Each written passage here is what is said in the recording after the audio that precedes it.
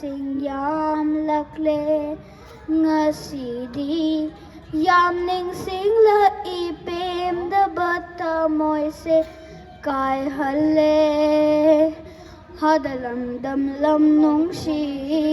bông na phẩm ima nong si bi nong ai bawari loi nai ra roi nong si bawari ti ngam la roi awa bawari kau ngam la roi ium su mai na cha khare kan bina ba kana su lei tare seidang bana mapu on khare kan bina ba kana su lei tare hadalam dam lam nong si pung na pham em ma nong si bi nong ngai ba wari loi nai ra roi nong si ba wari ti ngam la roi awa ba wari kau ngam la roi ai khoi gi kari iral no heng bada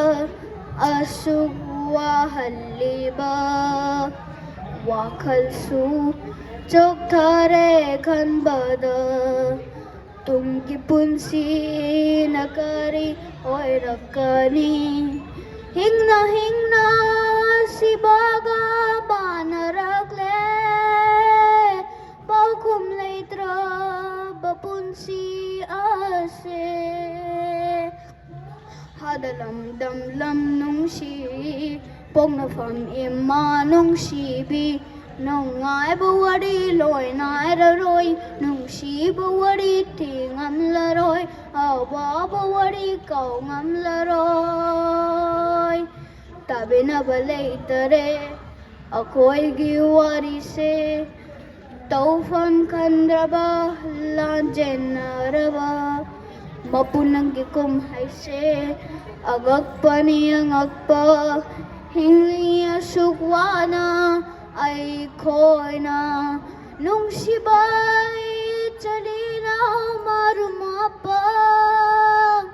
kaya su nong manong magitai bangta do khare hadalam dam nung sibi pom na pham nung sibi nong ngai bawari loi nai ra roi nong si bawari ti ngam la roi awa bawari kau ngam la roi ngai batare nong dam ba nangi nong dam thon ngai batare nong dam ba nangi nong dam khon ngai batare nong dam ba nangi nong dam khon ngai batare nong dam ba nangi nong dam khon